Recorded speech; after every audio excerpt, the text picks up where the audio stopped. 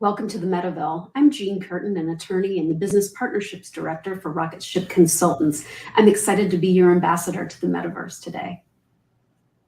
And I'm Nathan Moon, an attorney, author, and the content director at Rocket Ship Consultants. We're excited today to have with us our guest, Lance Moncrieffe, who is an AI leader and Metaverse influencer. Thanks for coming on the Metaville. Oh, thank you so much, Jeanne and Nathan. It's great to be here. Wonderful topic, so I can't wait to get in. Wonderful. Well, let's get started with telling us about what you do and how you are involved in the Metaverse. Sure. So I work for Cognizant. Cognizant is a global technology provider. And within Cognizant, I work within the AI and analytics group. And within that group, I oversee data science, ML ops, experience AI value engineering, build out offerings around hyper-personalization at scale, different levels of AI offerings to help enterprises really scale. And all of those things touch different parts of what we're starting to call the metaverse now, right? We're building blocks that we've had all along. So I lead teams in the execution of AI and intelligence-driven solutions. And I lead clients and other stakeholders in thinking about what's possible with AI and the data as fuel that we have around us. I think that's the question that a lot of us have is what is possible? So with that in mind, what is the value of or the value proposition for enterprises who are looking at the metaverse right now? So I think when you take a look at enterprises who are looking at the metaverse right now, tremendous amount of questions that decision makers and executives have. What is the metaverse? And then depending on how you answer, why is that relevant to me? The answer always comes down to it's relevant to you because of your customers who are ultimately going to be coming into a Web 3.0 standardization, with the metaverse being the smartest space I think that humans have come in contact with since we have had the digital landscape. So if they're going to be standardized in this space, the metaverse has to mean a great deal to you because it is how you'll interact with them. And a couple of things I tell executives to think about when they consider application of the metaverse for them right now. It is a smart space, right? So the first thing that you need to understand is, and I use the acronym SPACE, SMART for them. S meaning it's a sensory kind of space where this is as real as 3D and virtual has become so far, okay? I can feel, I can touch, I can see, you can bring me into places that I had not been before. And the moment you're able to transform a customer from one place to another, it changes the dynamic completely. Think about learning, think about training. So a sensory place where you will not forget what you've experienced. And this is what marketers all want for their brands, right? So it's a sensory place. I think along with that, I mean, if it were just that, then I think you could probably have that with just a headset. But I think there's far more than that. This becomes kind of a place, what I call managed multiple locations, right? Where I can be in multiple places at the same time. I can interview candidates all at the same time with my virtual selves. I can decide what my virtual self is going to do in a room that I am not, as it's my representative. I can, in taking a look at a brand, if I want to buy a bicycle, I can not just go into the shop, but I also can take a test drive on it. I can go into the manufacturer. I can see what the supply chain is. I can talk to the board members instead of looking at an annual report. I can get all of that information to make a decision, and all at the same time. And my identity, I can control what happens with my identity in each of those different locations. It's managed multiple experiences, right? It's not just mixed experience, it's managed multiple experiences, because I wouldn't want to go to my doctor's office and go to the movies and then, go to the gym and share some of that detail with everyone there. I need to be able to manage that. And the interoperability of the metaverse that is not yet, but will be there, promises to provide that. I think in addition to that, this ends up being a place where it can scale an individual, it can scale an enterprise. I think it is the accelerant of our decade right now, right? So whether you're a content creator or you're a big pharmaceutical company, the fact is that when you get into the metaverse, there's so much you have available to you, and you empower the people who come. They're already empowered before they come to your metaverse, right? Before they come to your hub. If it's a decentralized metaverse, when they come, they have all the experiences, and they're accustomed and empowered to do a number of things in the metaverse. So when you come in, you have a very enabled customer or a very enabled entrant into your metaverse. And that scales what they're able to do, and therefore scales how you're able to interact with them. And I think that there's also a traceable trust that comes with this, with blockchain being the undergirding side of it. And you think of the payments that will need to take place. You think of banking. Banking is, for me, going to be the industry that has the most impact financially where the metaverse is concerned upfront, because someone has to be able to manage all of the transactions. Someone has to manage who's the steward for all of these digital assets. Right now, banks do that for us with our monies or assets or properties. Someone will have to do that in this space. And it's going to be an interesting race to see which institution, a banking one or not, really kind of takes that on. But I think it's prime for that, right? How do we manage and govern all of this? And how do we loan against virtual properties, right? Millions of dollars are being spent in the metaverse right now. And so when you take a look at these things, and even I think the last one I'll mention before I take a breath is the notion of having a reflective reality. So I can take a business model and I can duplicate it in the metaverse, and I can have a physical model and I can test in the metaverse and make adjustments there, and that will make adjustments over in the physical space. If you think, and that's business, but if you think of a customer, if I'm buying a car, I can go into the metaverse, test drive in a number of places. I can go into the warehouse, I can add my customizations, and what happens there, I come back out of the metaverse and I actually go and drive my actual real car from the showroom. So I can go in and out. It's a very reflective reality.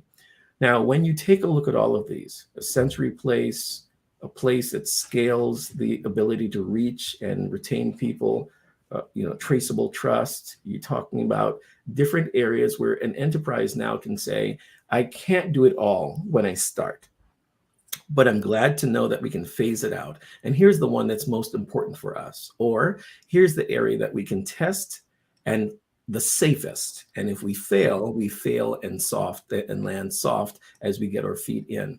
So it's good to take a look at the metaverse through these lenses, so that I'm not just thinking this is, how do I gamify what I'm doing right now? That's not really it at all. The metaverse has to dial up the business value for an enterprise. Otherwise, it's just another fad, and the metaverse is not going to be that, right? So I'll pause there. That's some of what I give folk to think about. You've given us a lot to think about in a short period of time. So thank you for that. Yeah. You briefly touched on consumers. What expectations do you think consumers have, or should they have, about the metaverse? Because this is still, for many people, a very new idea, a new world. Yeah, and I'll tell you, Jeanne, that when I speak to customers who are not in our space, they're not consumed with the metaverse right now, and they don't know what I mean when I say the metaverse. Right?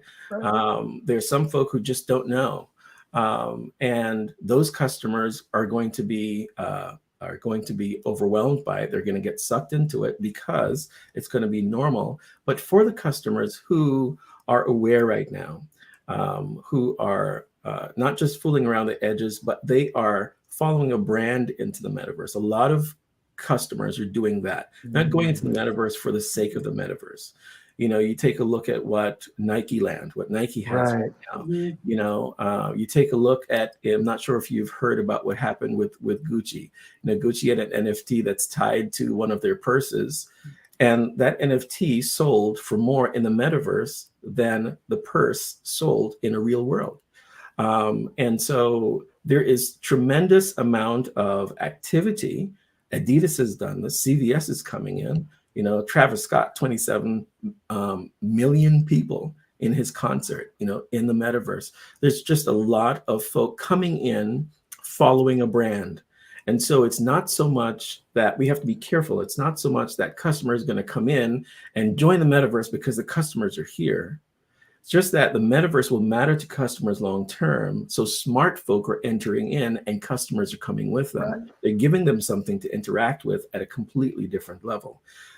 So I think customers can, from a brand standpoint, expect to have more immersive experience with their brand. But I think that there's a different part for what we're calling customers. I'll just call them regular folk. Regular folk 15 years ago, they weren't influencers on social media. 15 years ago, it was the internet of data. Then it got to be the internet of people. And then, the internet of things. And now all of that's coming together. And you have influencers who are making millions of dollars on flat apps right now. Put them in the metaverse and see what happens. It is an accelerant to what's going to take place. All of a sudden, folk who have something that wasn't commercial before becomes semi-commercial now. And they don't have to go full commercial in order for their content to matter or to value. Right. So I think customers on both ends, if you want to be a content creator, if you want to be an influencer, you can do that. And the fact is that buying physical and virtual products are going to just be a norm within the metaverse. What I can't wait for the customers, I think about adoption. And I don't have my headset here with me, but I've got a number of different headsets and things like that.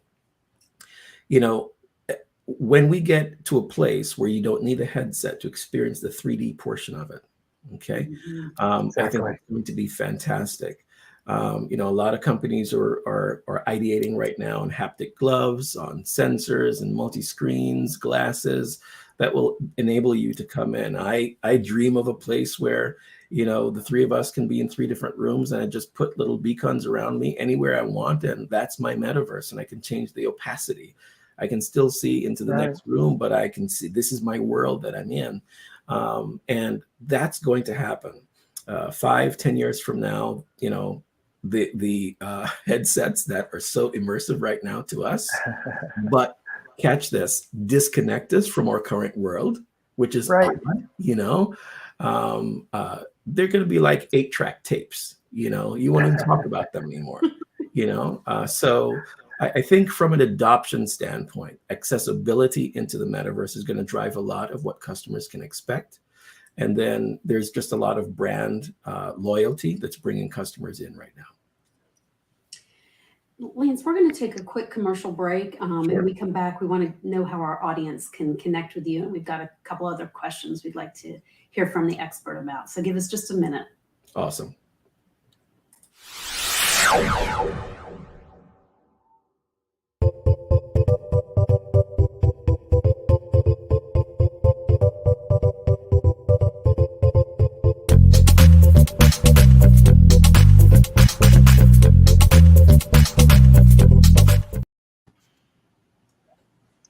Welcome back to the Metaville. Our guest today is Lance Moncrieffe, a thought leader on the metaverse, applied AI, conversational AI, and experience transformation.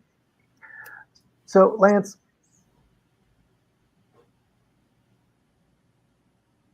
I'm going to step in for a second, Lance. How will the Oh, did he come back? Yeah, he's back. Okay. Oh. I faded away for a moment. Okay.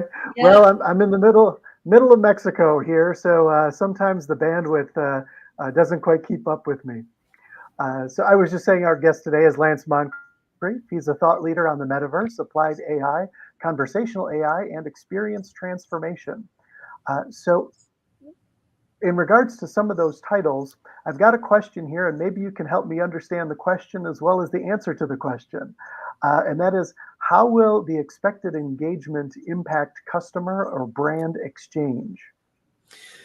So you mean in the metaverse, yeah? Yeah. Yes. So let's build it from some of those that you mentioned, right? So let's look at conversational AI. Conversational AI, maybe 6 years ago, 6.5, we thought that was going to be it. It was going to change the way that we would interact with brands and customers. All of a sudden, voice, message, chat was going to be the thing. Hasn't really been hit out the park the way that we would have expected, because what we've now learned is that conversational AI is simply an enabler, right? There's no executive who will listen to this who got up 6 years ago saying, I'm going to buy $10 million worth of conversational AI today, right? They'll buy acquisition, they'll buy retention, they'll buy loyalty. They're going to, they'll buy those things, and conversational AI as an emerging technology is really an enabler for that. It has to be orchestrated with other co-enablers. So when you take a look at some of the other things that you've mentioned, right, in title, really what I've done for, happily for maybe the last 7 or 8 years is help to orchestrate emerging technologies for the kind of engagement that we've always been looking for brands.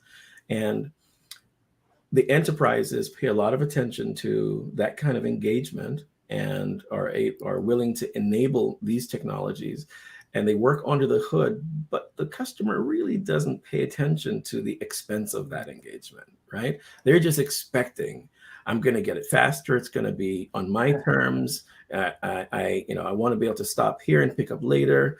I want you to remember me. I want you to see my sentiment. I want you to, use my data in the right way. I want it to be on time. So the same things that customers are expecting today in, let's call it a non-metaverse normal reality.